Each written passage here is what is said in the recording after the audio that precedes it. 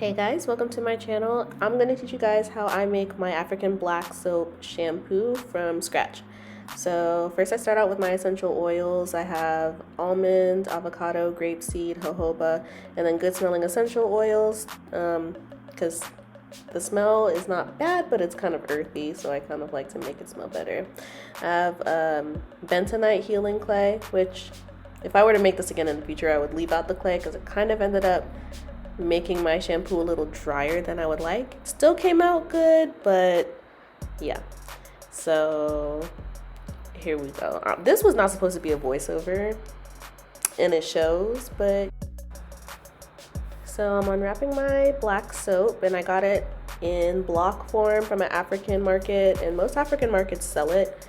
And the way to know that it's real and not fake is real African black soap is supposed to look kind of brown and ununiform and kind of like earthy like that. If you go to the supermarket and your African black soap looks like charcoal, it's not real. So don't let these companies scam you by saying that you got 100% black soap.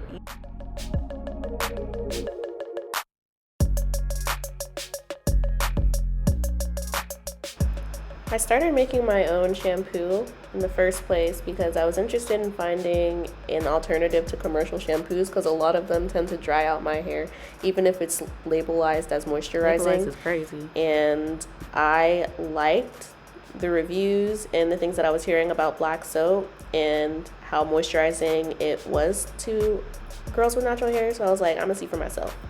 What I like about using black soap is that it makes my hair feel clean without making it feel dry. So to begin, I'm just going to take a butter knife and cut off a chunk of the black soap. You can cut off as much or as little as you want, but the more soap that you cut, the more concentrated your shampoo is going to be. And now that I have the piece that I want, I am going to take that piece and cut it down into smaller pieces. And I'm going to try and get these pieces as small and as fine as possible as I can with a butter knife, because I'm going to be melting it later on in some warm water, and the bigger the pieces you have, the longer it's gonna take for the soap to dissolve.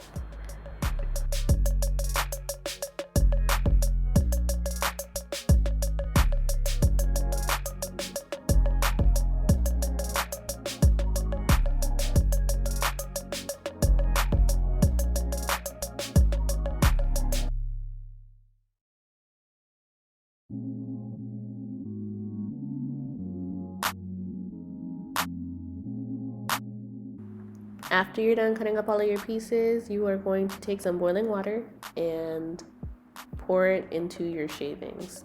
This is going to melt down the pieces.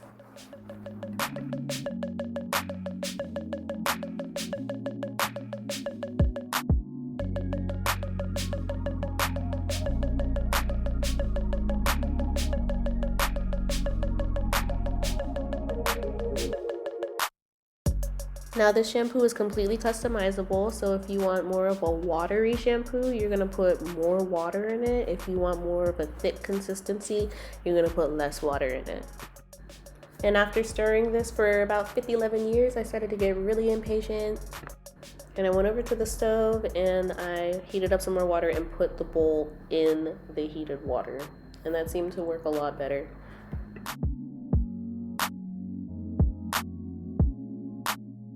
Yeah, I lied. That took way longer than I was expecting, but eventually you will have this as your final product. Next, you're gonna wanna get a strainer because there's sediment at the bottom of the solution because it's a natural soap and you don't want all the little debris and the rocks and dirt getting in your hair. At least I don't. That's what's left over. I'm gonna go through again and strain it just to make sure that there's no leftover sediment that I missed from the first strain.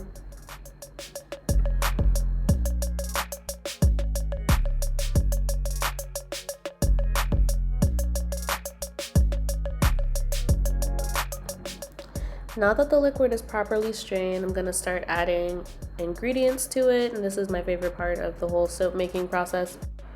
This thing that I'm putting in the bowl is Bentonite clay, and it's a really, really good hair mask if you have natural curly hair. because it makes your curls feel very, very soft, and it also detoxifies and it makes your curls pop.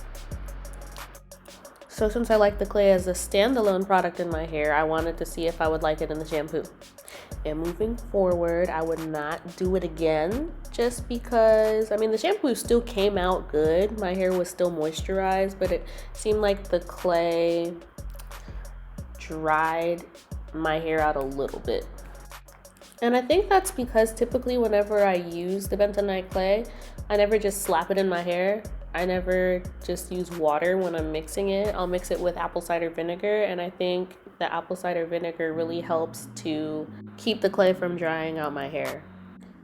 After a lot of mixing, I realized that the clay is just clumping together, and I decided to strain the big lumps out. Should have went about this a different way. This is not really a tutorial because things are just not going smooth, but you know what, whatever, we ball.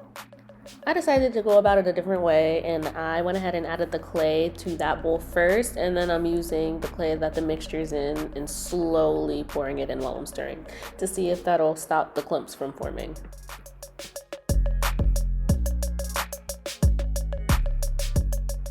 And that definitely worked a lot better.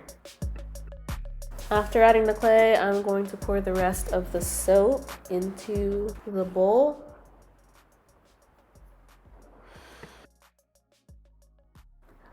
Okay, I'm deciding to be extra clearly, and I'm adding apple cider vinegar to it now. Like, that was not in the original lineup of ingredients that I was gonna put in there, but we ball. Apple cider vinegar is really a good hair product because it lays your cuticles down and makes your hair shiny, and it's good for your scalp if you get like an itching scalp. I just don't know why I'm putting it in there. Maybe I'm putting it in there because of the bentonite clay, and you remember how I said earlier that I typically use the two together? I don't know, I feel like I'm just taking all of my favorite things that I like to use for my hair and I'm putting them all in one concoction.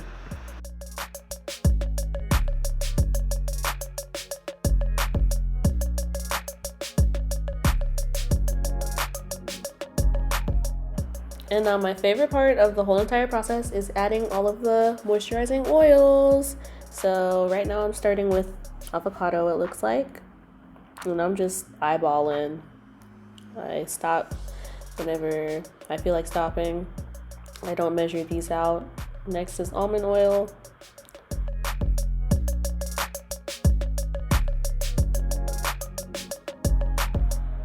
And grapeseed oil. You can use whatever oils you want. You don't have to use the ones that I'm specifically using in the video. That's jojoba oil. But yeah, you can use coconut oil, olive oil, I don't know, Moroccan oil, I don't know. However you feel, girl. Do whatever your heart desires.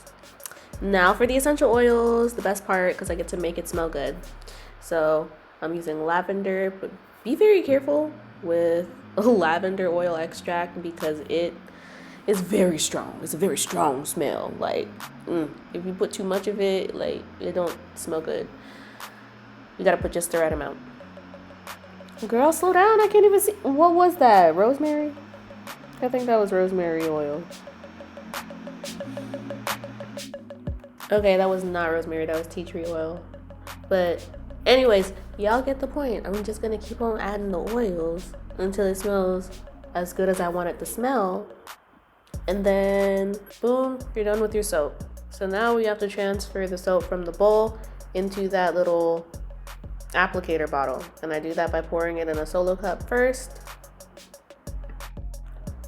And from there, I easily transfer it into the applicator bottle.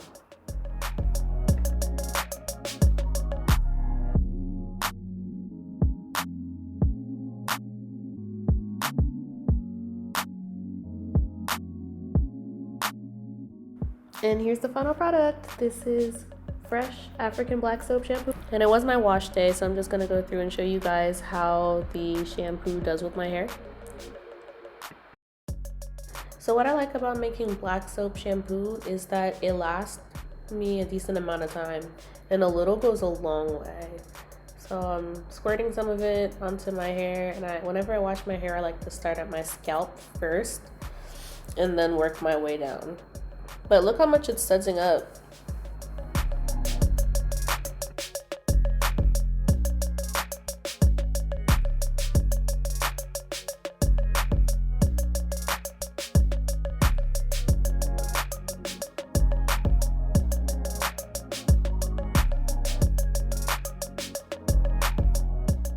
Okay, y'all saw how much I used on my hair, how much it sudsed up, and that's all that we ended up using out of the applicator bottle. So you can get quite a few wash days out of one batch. A little definitely goes a long way, and you don't have to use a lot of the product at all.